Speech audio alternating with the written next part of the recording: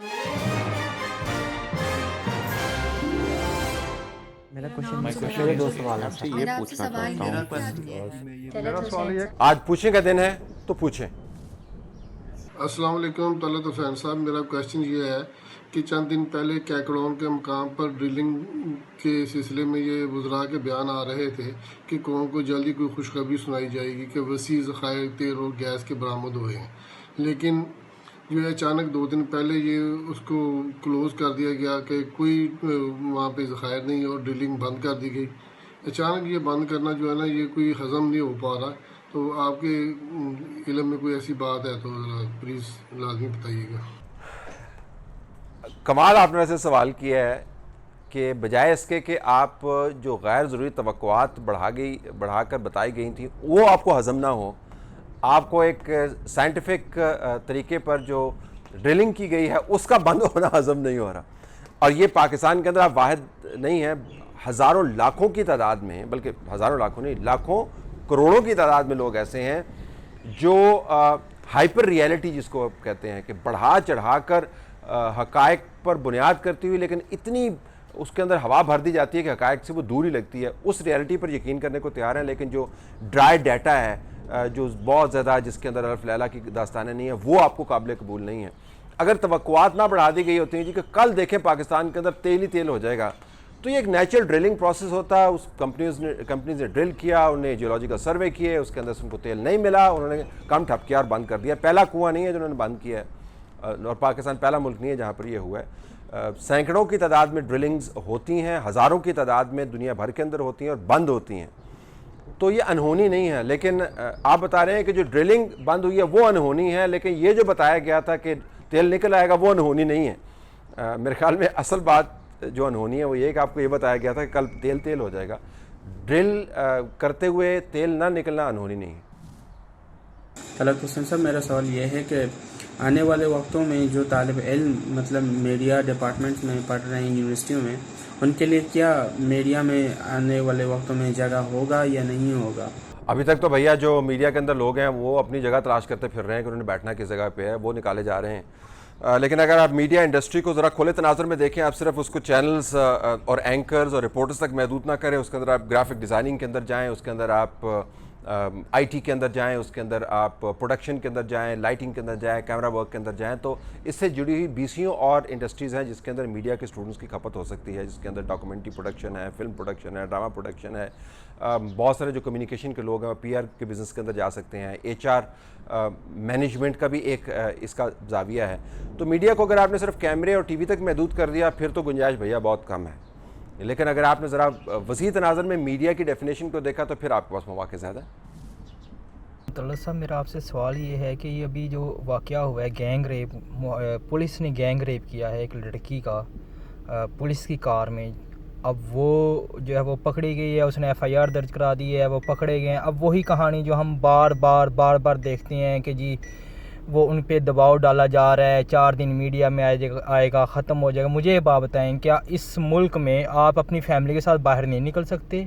क्या हमें बता दिया जाए कि जी इस मुल्क में रात को आप अपनी फैमिली के साथ बाहर नहीं निकलना, ये जंगल का कानून है, यहाँ पे आपको मुहाफ़िज़ आपके साथ वो कुछ कर देंगे, आप सोच भी नहीं सकते।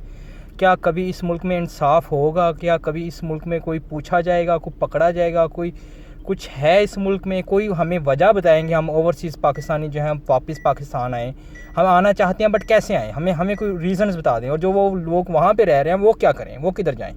बहुत शुक्रिया। मैं आपने ये सवाल करके मुझे मुश्किल में डाल दिया है, क्योंकि इसको मैं 2 ज़ावियों से जवाब देना चाहूँगा। पहला तो ये कि इंतहाई अंदोनाक वाक़या है, कंडेम करने की ज़रूरत है।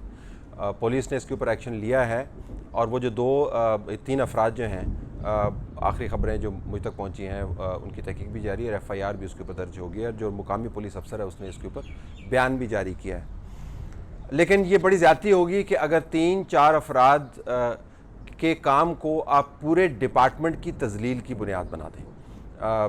जहाँ पर पुलिस के अंदर बहुत सारी खामियां हैं, वहाँ पर पुलिस तमाम तर नामसाद हालात के बावजूद काम भी करती है, अगरचे हमें वो काम नज़र नहीं आता। तो आप ये ना समझे कि मैं इस वाक़े का दिफा कर रहा हूँ, ये तो मैं कह रहा हूँ कि कंडेमनेबल है और उनको करार वाक़ई सज़ा देनी चाहिए।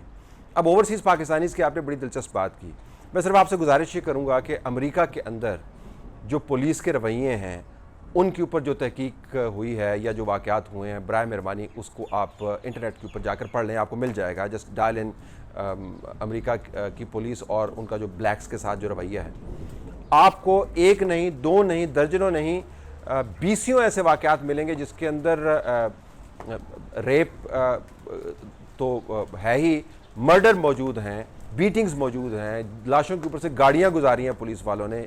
रेसिज्म इतना ज़्यादा है। अच्छा, उसको बुनियाद बनाकर उसकी वो कला कमा वो करते हैं, लेकिन कभी पूरे डिपार्टमेंट को वो रन डाउन नहीं करते। तो मेरी आपसे गुजारिश ये है कि बिल्कुल ये बड़ा अंदोनाक वाक़या है और इससे पुलिस का इमेज बुरी तरीके से मुतासर हुआ है, लेकिन अगर आपका ये ख्याल है कि सारी पुलिस इसी काम पर लगी हुई है, तो मेरे ख्याल में ख्याल दुरुस्त नहीं है। पुलिस को भी अपने इमेज को बेहतर करने के लिए जो दूसरे ममालिक में और हमें फ़र्क ये है कि जब सज़ा दी जाती है तो वो सज़ा फिर पूरी सज़ा होती है, उसके अंदर दो नंबरी नहीं होती। लोगों का एतमाद बहाल करने के लिए एहतसाब जो है वो हकीकी होना चाहिए।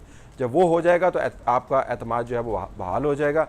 लेकिन ये मैं आपको बता दूँ कि मासिवाए गिनती के चंद ममालिक के पुलिस से जो शिकायत हैं लोगों की, उनकी नौइयत अमूमन इसी किस्म की होती है। और चूँकि पब्लिक का डिपार्टमेंट है, तो जब इसकी तरफ से ऐसी हरकत होती है तो पब्लिक और ज़्यादा गुस्से में आती है, जो उसका हक बनता है। तलत सर, आपसे 3 सवाल मैंने पूछने हैं। पहला सवाल है सर, पाकिस्तान के मौजूदा हालात को मद्देनज़र रखकर अगर हम इंटरनेशनल ख़बरों पर नज़र डालें तो इसमें यूएस ईरान टेंशन का डायरेक्ट या इनडायरेक्ट इम्पैक्ट पाकिस्तान पर कैसा होगा, इकनॉमिकली एंड पॉलिटिकली। सर, दूसरा सवाल है, अगर खुदा न ख्वास्ता ईरान और यूएस जंग हो जाती है तो पाकिस्तान माजी की तरह क्या तारीख़ को दोहराएगा। सर, तीसरा सवाल है, क्या यूएस को दोबारा 2001 की तरह एक डिक्टेटर की ज़रूरत पड़ सकती है यूएस ईरान जंग में। काइंडली सर इस पे ज़रा रोशनी डालें, शुक्रिया। देखिए, जो ख़ित्ते के हालात हैं, पाकिस्तान के साथ जो बॉर्डर के एरियाज़ हैं, बॉर्डर के जो ममालिक हैं, वहाँ पर जब भी खलफिशार होता है पाकिस्तान बराह रास्त मुतासर होता है। तो ये तो आप भूल जाएं कि अगर खुदा न खासा जंग छिड़ती है यहाँ पर तो पाकिस्तान जो है बिल्कुल एब्सोल्यूट न्यूट्रलिटी की हालत में होगा और इसके ऊपर असर नहीं होगा। असर बुरा पड़ेगा। तमाम जंगों का असर पाकिस्तान के ऊपर पड़ा है, माशरती तौर पर पड़ा है। अंदरूनी कॉन्फ्लिक्ट्स जो हैं वो ज़्यादा शार्पन हुए हैं। ईरान अमरीकी अगर जंग होती है तो सिर्फ ईरान अमरीकी जंग नहीं है, वो ईरान सऊदी अमरीकी जंग आपको उसको बताना पड़ेगा। उसके अंदर फिर हमारे लिए बहुत मुश्किल हो जाएगी, क्योंकि जो डिविजन्स हैं अरब और अजम की और अमेरिका और अजम की, वो पाकिस्तान के अंदर बदकिस्मती से खुलकर खेलने का जो है ना उनको मौका मिलेगा और वो खुलकर सामने आएंगी। ख़दशा है ही। किसको किसकी ज़रूरत पड़ेगी ये आने वाला वक्त बताएगा। तो चूँकि हाइपोथेटिकल सवाल है, इसका मैं जवाब नहीं दे सकता।